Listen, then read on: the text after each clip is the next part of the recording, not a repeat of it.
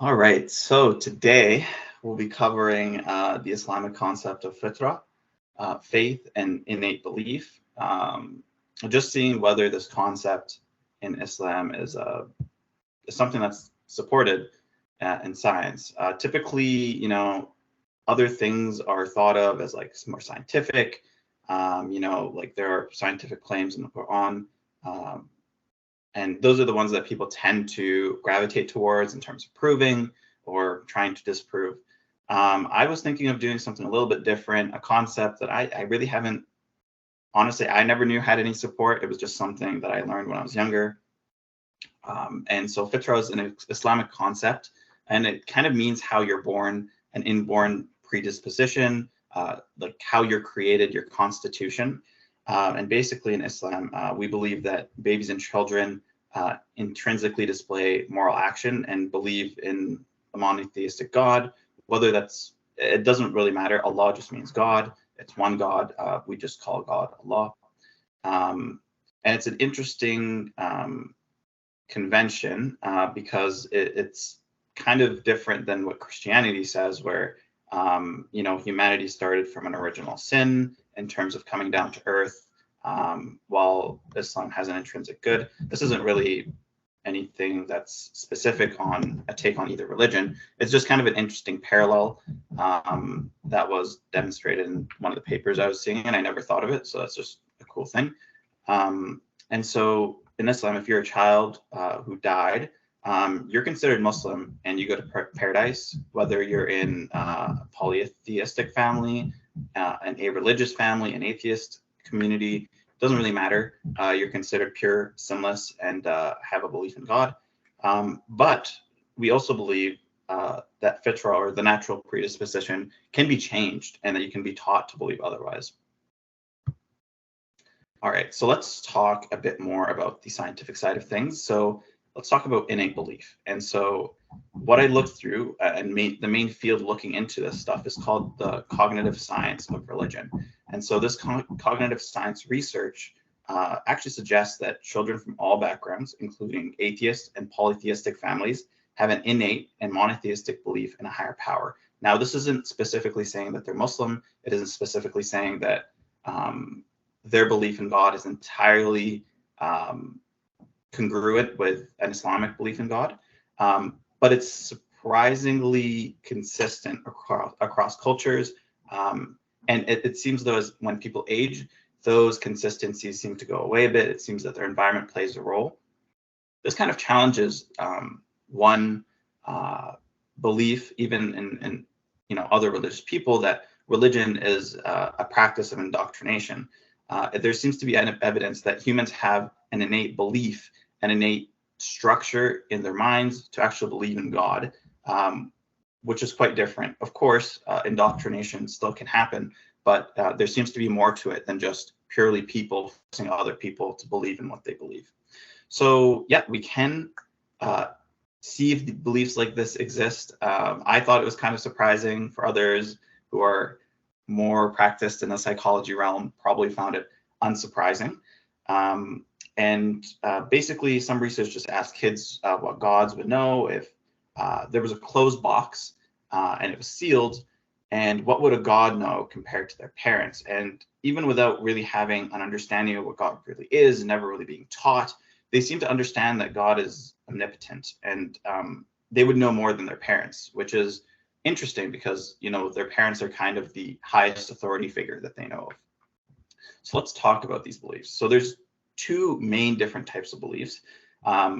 There's a lot of elements to these. I just tried to keep them simple. I can't even say that I understood all of it. I have a really big source at the end of this. So if you're interested in learning more, you can kind of read it for yourself. But I tried to do the best I could with understanding it. So the first and kind of earliest beliefs you have are non-reflective beliefs. And they're beliefs we hold without truly thinking about them, and are just through naturally developed systems. So as you mature, you seem to understand things, but you don't actively think of how or why you understand these things. They're just the way the world is. And then there's reflective beliefs, which are beliefs that we consciously hold, that we can express easily. and they're more salient. So a reflective belief would be something you'd learn in school, and then you try to apply in life. So in the absence of a salient or a belief based on knowledge, you'll actually default to a non-reflective belief to inform your reflective belief. So, I mean, I'll turn this question to the crowd. One example that was given is, what do you think is more related? Do you think a raccoon is more related to an opossum or more related to a cow? Anybody want to answer that question? Based on appearance, I would assume a possum, but based on content here and my conscious processing, I would say a cow. Do you know why it's a cow? No, I'm just guessing that it's a cow. All right. Okay. Yes, most people would pick a raccoon is more related to an opossum, and that's actually a non-reflective belief, because you have a structure of the world that you're basing your initial belief on. But actually, raccoons are more related to cows, and that's because opossums are marsupials, which is something you wouldn't really know unless you had knowledge of it. But in reality, it's kind of an example of where your structure of the world isn't necessarily right, but it is one that shows that, you know, your non-reflective beliefs can become reflective ones that you express, that you form an understanding of, and that you validate what your answer is through a non-reflective belief. So a non-reflective belief holds the lens through which a reflective belief can be formed. And like I said, when you're forced to make a decision that you don't really have knowledge of, so if you don't know taxonomy, if you don't know, you know, just biology at that level, you're going to use a non-reflective belief and come up with a reflective belief to explain it. So essentially it provides credibility, but mostly to yourself, because you're explaining the world around you as best you can, and you have these innate beliefs that essentially allow you to better understand the world and leave you less confused. Let's talk a bit more about non-reflective beliefs, and they're considered to be natural beliefs. You don't necessarily just make them, but you can. They're used easily and reflexively. You don't have to have any knowledge or understanding. They just explain the world, and they tend to really work. There can be a lot of explanations why we have non-reflective beliefs. You can also attain them through experience. So if there's something you do a lot, let's say playing a sport, you can intrinsically understand what someone else in front of you is going to do, or their strategy, or predict something, but you don't actually have a salient reason to do so. You just have a structure of which, through playing the sport, through doing this thing, that you can predict something without any understanding of the reason of why it happens. So think of playing chess. You know, at first, as long as you have a structure of the rules of chess, you can form non-reflective beliefs as you play. So you see how different opponents play. You might be able to predict a move, but you don't understand maybe why they're playing that move. They can also change when exposed to settings for a long time. This is mainly cultural. This is where possible indoctrination can come in. Essentially, there's two modes of when it can be changed religiously. There's the doctrine setting, which is a consistent, low stimulus, action-based practice, where you essentially do a religious practice consistently over time that seems to somewhat change non-reflective beliefs, and even make them, or at least create reflective beliefs. The other one is a more extreme form where you have a traumatic or very high stimulus ritual that, what's the word? It's not, it's just a ritual which is like really, really impressioned on a person. And so it forms a core part of their identity through either the trauma of the experience or how easily remembered the experience is. One thing is for sure that humans aren't actually born as a blank slate. This actually goes to a question that Aiden has in his philosophy, in our philosophy discussion sheet. We haven't gotten to it yet, but this is interesting that I saw in this, is that humans are also affected by maturationally natural non-reflective beliefs. So we have maturation patterns that allow us to function in the world. So an example of that is language. Another example is math. Another example is our social cognition, how people interact with each other. We have these intrinsic biases that allow us to understand the world and form how we go about our lives in the world. So let's talk about how that relates to faith. Religious concepts can actually violate maturationally natural cognitive systems. So some things, one example that was given would be a statue weeping blood. And to think of that, a stone, which is considered a non-live subject, weeping blood, which is something that you'd only see in an animal, is so incongruent and dissonant with each other that it would take a lot of indoctrination, let's say, or repetitive explanation for somebody to remember this thing or to believe in it, because violating too many non-reflective beliefs or expectations make a concept difficult to accept, and it also makes it more difficult to remember. And I'm sure you guys have probably experienced this when you're learning something or when you're studying something. Sometimes things don't necessarily make sense, and we actually have trouble understanding them because they're not intuitive to us. And thus we have to spend more time trying to understand this seemingly counterintuitive ideas. And what this brings up is that minimally counterintuitive ideas are actually easier to accept and remember. However, alone, this doesn't account for the near universality of religious beliefs. So it seems that almost every location in the world, you're going to find some sort of belief in God, belief in a higher power. It's quite rare to actually find atheistic societies, and even then there seems to be some level of supernatural within them.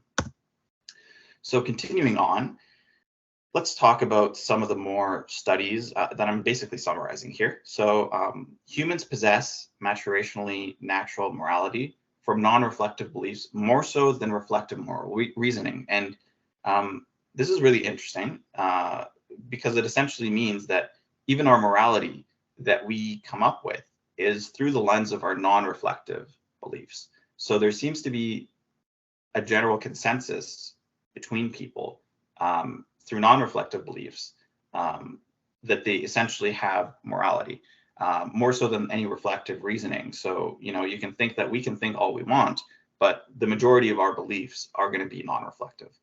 And so children can actually differentiate between social convention and moral rules. And this is across cultures. So no matter what culture they're in, they seem to understand what is actually a moral thing and what is just a social convention, meaning that it isn't moral or immoral necessarily.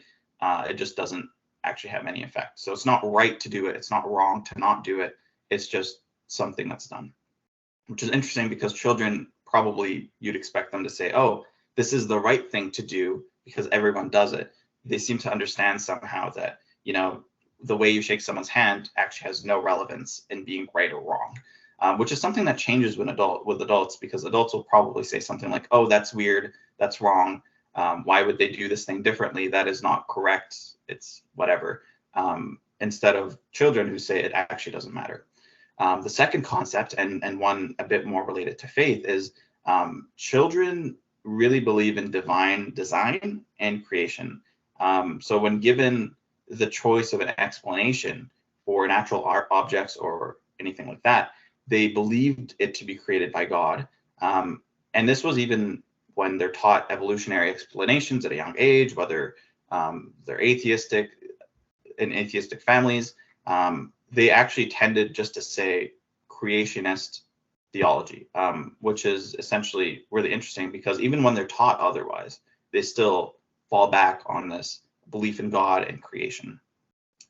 And one other interesting thing is that deviation from religious beliefs, changing your practice, not really becoming practicing, or changing parts of the religion itself, seem to be symptoms of non-conforming beliefs to a maturationally natural bias.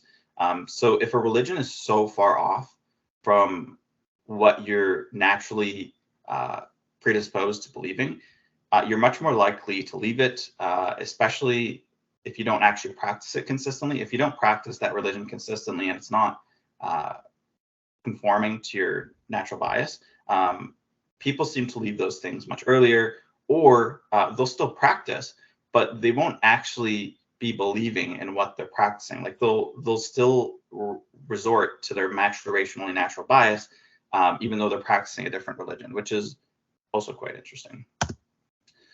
I guess to conclude, basically, the concept of Fitrah aligns with the evidence from the cognitive science of religion studies.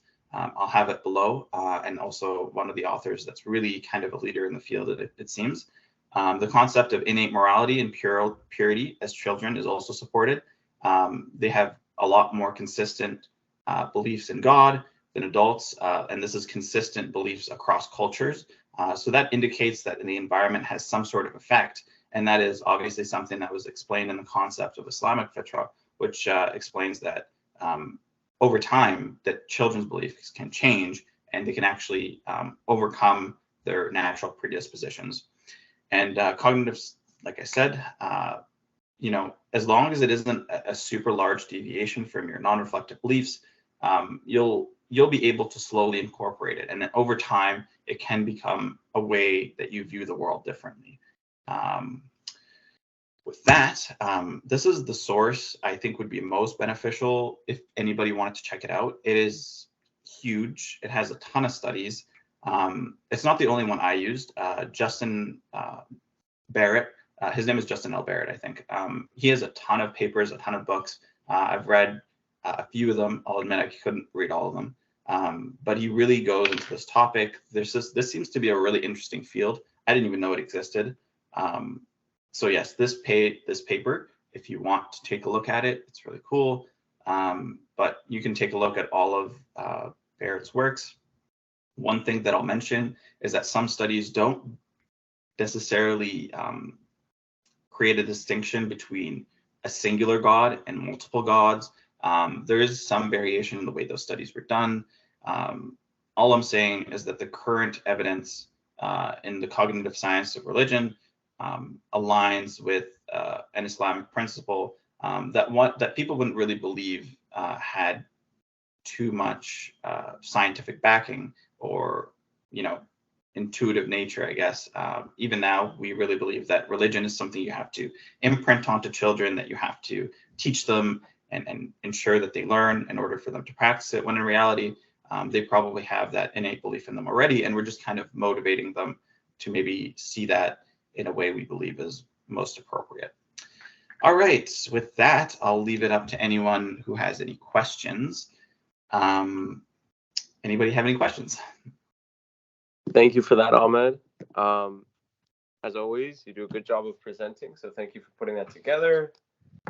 I would like to note that, you began by saying that, typically Muslims believe like a sort of born goodness, and then Christians believe in the opposite, and original sin and things like that.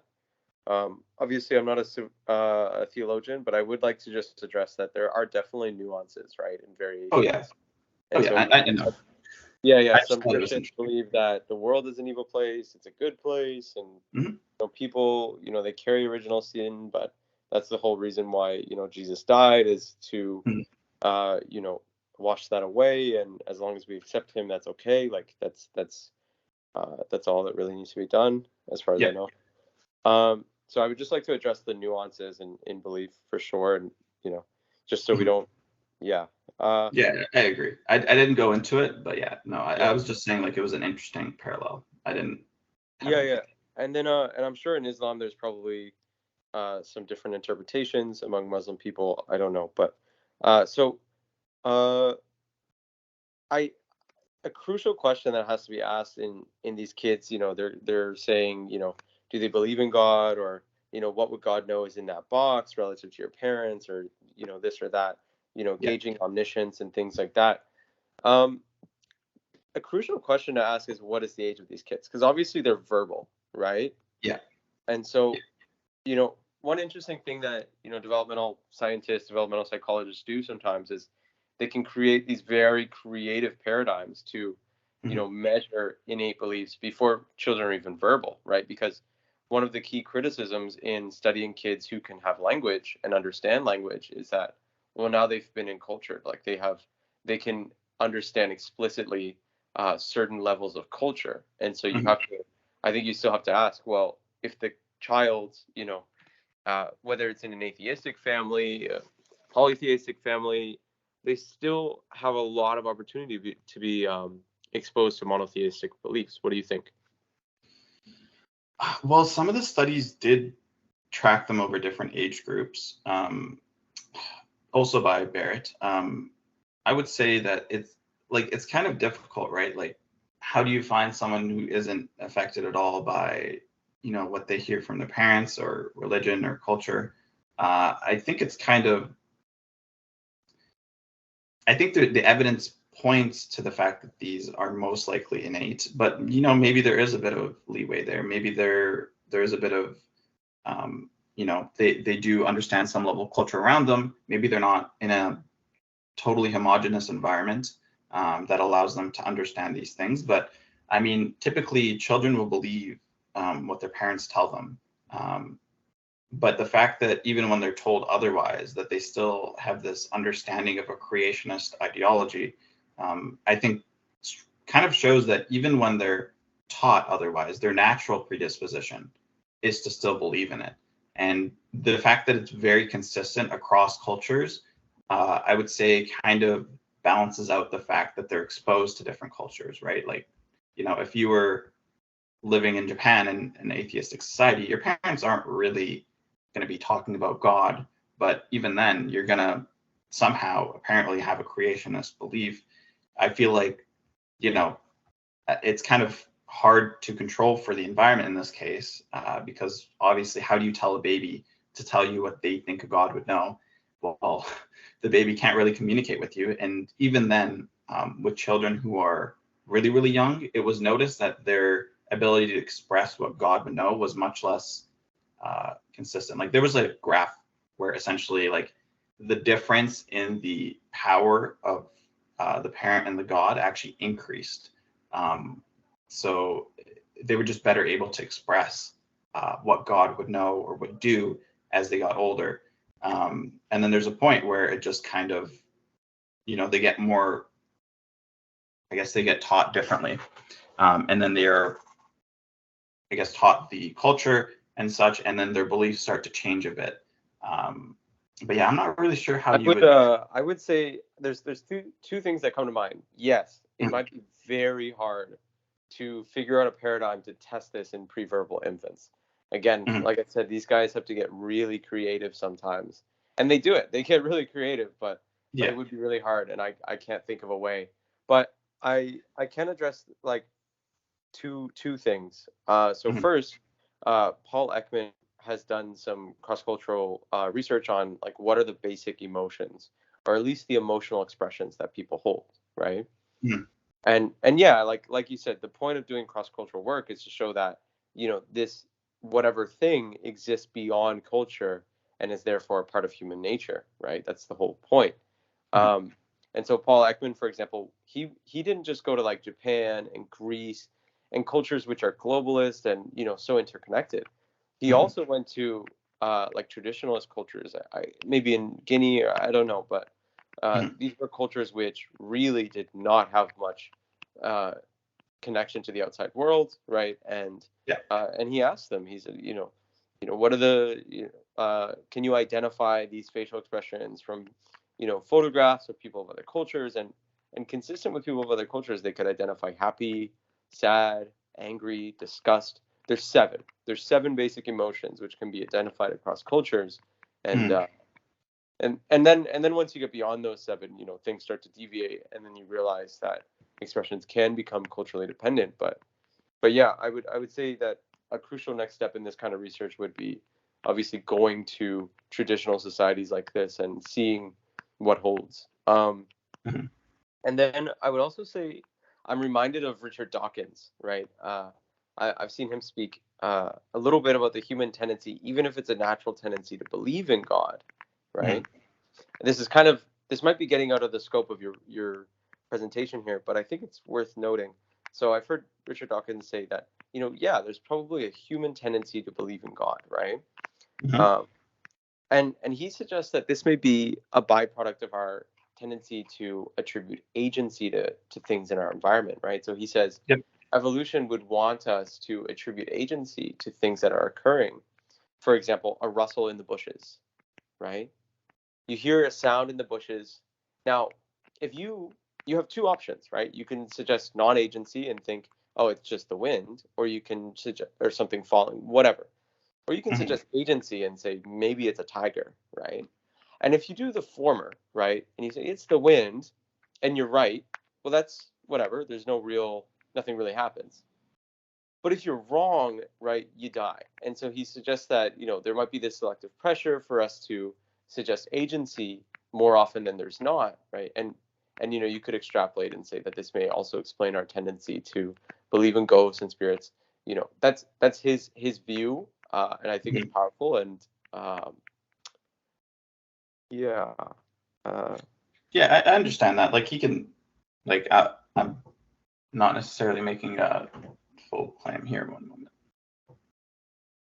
moment. So essentially, what I'm saying is that like the concept of which the Fitrah is aligns with the evidence. I'm not really making a claim. Like I showed you, like there seems to be some non-reflective beliefs that maybe by our current understandings are wrong. It doesn't necessarily. I'm not making like a fact claim necessarily. I'm just saying that the evidence supports what's being said between two different sources. yes, Um, yes. in Like I terms said, I of think this is getting outside of your scope. Like that's not what you were doing. You weren't, you were arguing about Fitra, and I just kind of it's okay. slid that in there. Yeah. I actually did like the this paper here actually did talk about that, and it talked about the predisposition to do this because it holds an advantage. It allows you to explain the world in a way that makes sense.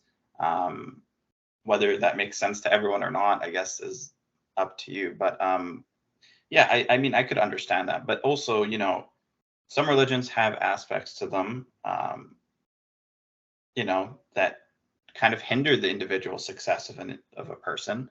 Um, Even though there's like they could be selective pressures that lack the ability to spread their genetics, right? Like some religions really restrict how many partners you can have and such.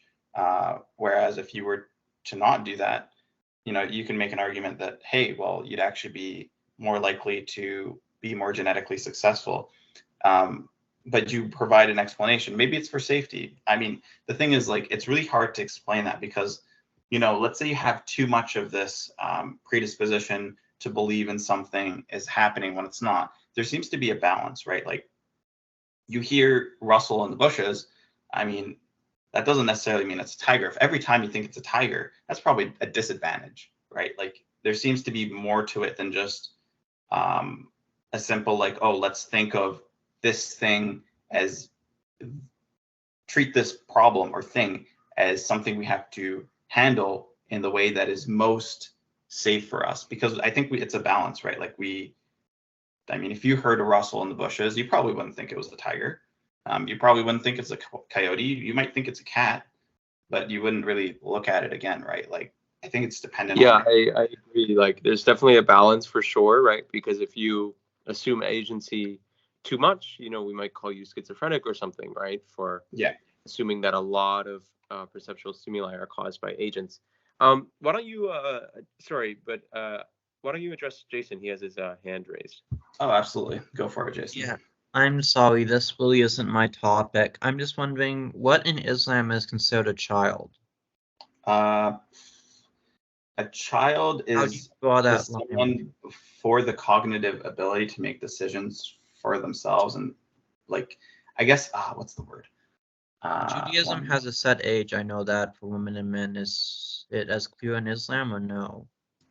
We do have some set ages, but essentially puberty is one of the biggest ones. I'll just pull up the source. I think it did say something about it. It's like the cognitive ability.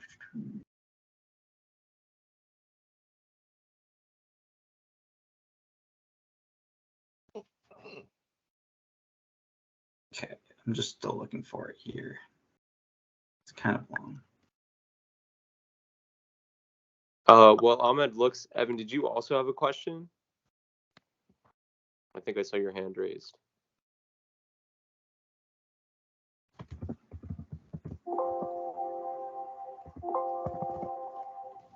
Ahmed, I'm curious. When do you go? Do you go to mosque? To the mosque? Yeah. Yeah, of course. Do you go on Sundays or Saturdays? It's Fridays, typically on Fridays. Okay. I could be going more, but I don't go as often. If I go, it's usually on Friday, because we have a Friday prayer that's more specific for congregation, and then there's usually some sort of lesson during it. Cool. Yeah, I was just curious. I've gone once, but I'm definitely considering going to one by me.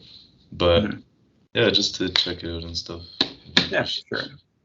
That'll be super nice. I guess then also a question. You mentioned this predisposition for people to tend to attribute things to God. I'm not sure if I missed that, but did you cite studies there for that? Well, the study that I put at the end is the study that basically it's a ton of studies in there. So I've read a lot of them, but not all of them because there's just way too many. I've also read more of Barrett's work. He has like a whole book about it. I couldn't read it all, but like it's very interesting from what I did read.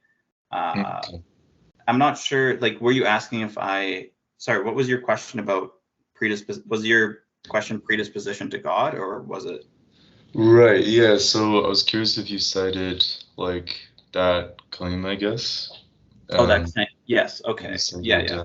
It's in that bigger one, but a lot of Barrett's work focuses on that and looks at children specifically. But yeah, if you go to that, I think my screen's still sharing. So if you want to, you can type it up on Google Scholar, and I'm sure you'll get it. Yeah. And for Jason, the word we use is attaining the age of discretion. Typically that means puberty, but there also is an age limit for that. So I think it's like if you're 16, that you have the age of discretion for sure. Okay, thank you. Listen, I think you and Aiden are on campus. If I could just get your emails. I'm sorry, this isn't my topic, Lily. Oh, that's okay. The last one about the Flash Boys was much more up my alley. Yeah. So goodbye, everyone. Okay, Jason, thank you for coming. Thank you. Yeah. Okay, Ahmed, I do have a couple more things here. Sure. Obviously, non-reflective beliefs, I would just like to note, like that is huge, right? Like that's just automatic processing, and it is huge. Like just the idea that our unconscious processing does guide our behavior and choices all the time. And I remember I had an interesting conversation with one of my old professors, and he was saying how you think of the human brain as this evolutionary product of so many species that came before us, all nonverbal, right? And he was discussing how a lot of our circuitry is pre-verbal, and so he was suggesting that's one way to think of the power of unconscious and automatic processing on our behavior and feelings towards others, right? Like the gut feeling that animals have relied on for so long to decide whether or not something is a friend or an enemy, right? A threat or a neutral or otherwise, right? So yeah, definitely interesting how important non-reflective processing is and how people don't even realize it, right? And also, would you mind going back to the non-reflective slide, actually? For sure.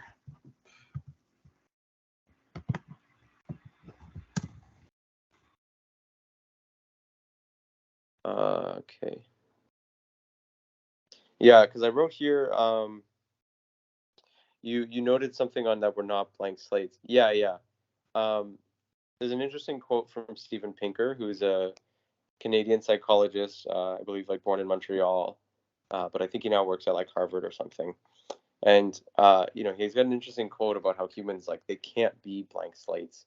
He studies, I believe, like evolutionary psychology and stuff like that, and what is human nature and what are our biases naturally, right? I believe that's his main area of study. But yeah, he's got an interesting quote that we're not blank slates, right? Because we come into the world having to learn so much, right? We have to learn how to process basic information and then complexities of things like culture, right? Like Yeah. you have to learn a lot and become experts in all of it, so much so that we can act on it on a daily basis, right?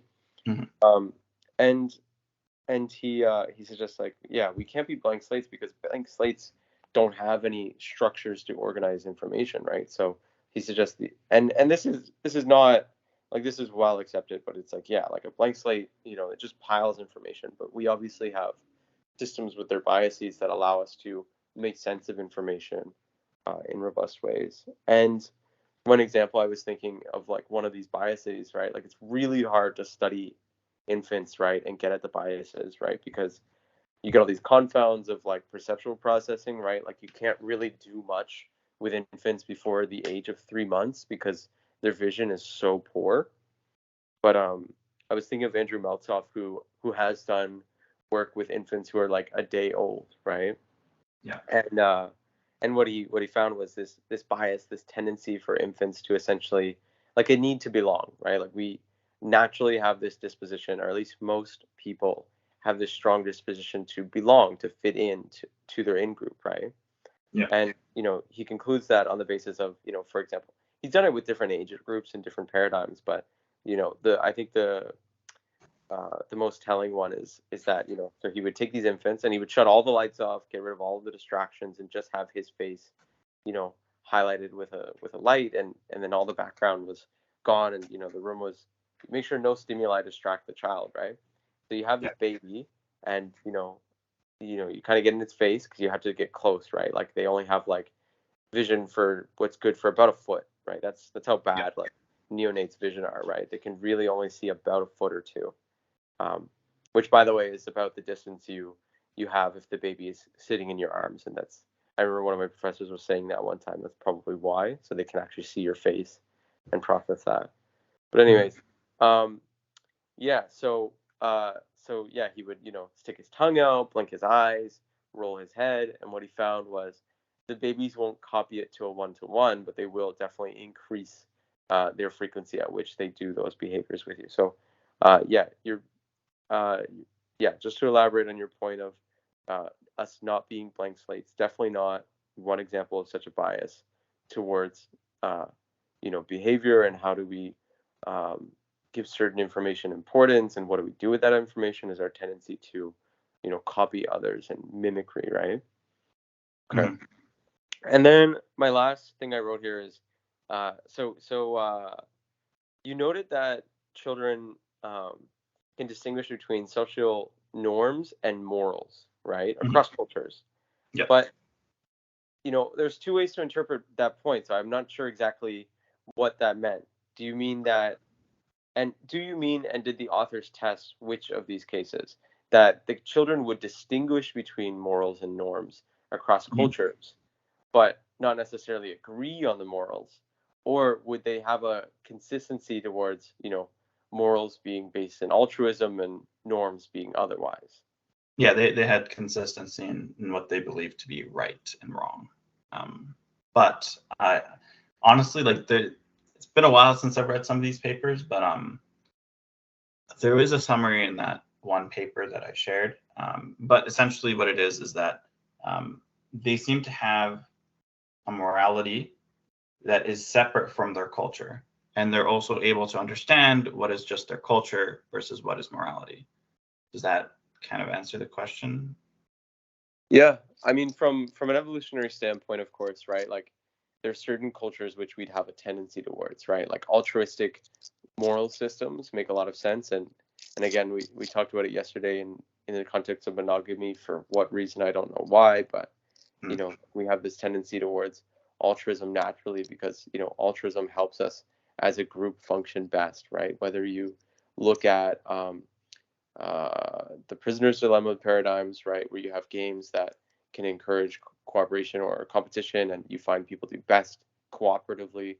But also, like, if you take a step back and consider that how similar our DNA, like, it makes the most sense to just help one another rather than compete and step on one another, and right, because then you're harming something that carries most of your DNA, so in a way you're hurting yourself. Yeah.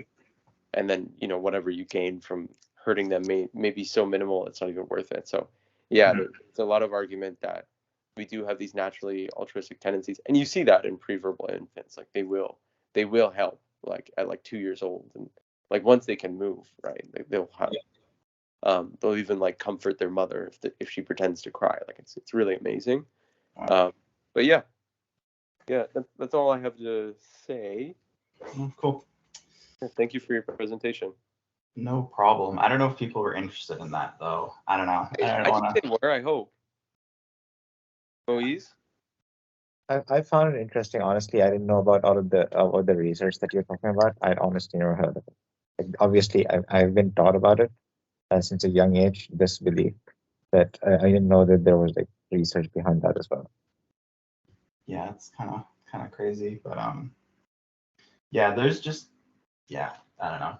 I'm glad it went okay. Moise, if you're looking to audit an interesting course, I would highly recommend developmental psychology. You talk about the development of morals and human nature, like in depth, and you talk about a lot of cool things that are natural versus products of culture. So if you have any interest Okay, I'll put that in my list. Yeah. Anyways, Development psychology.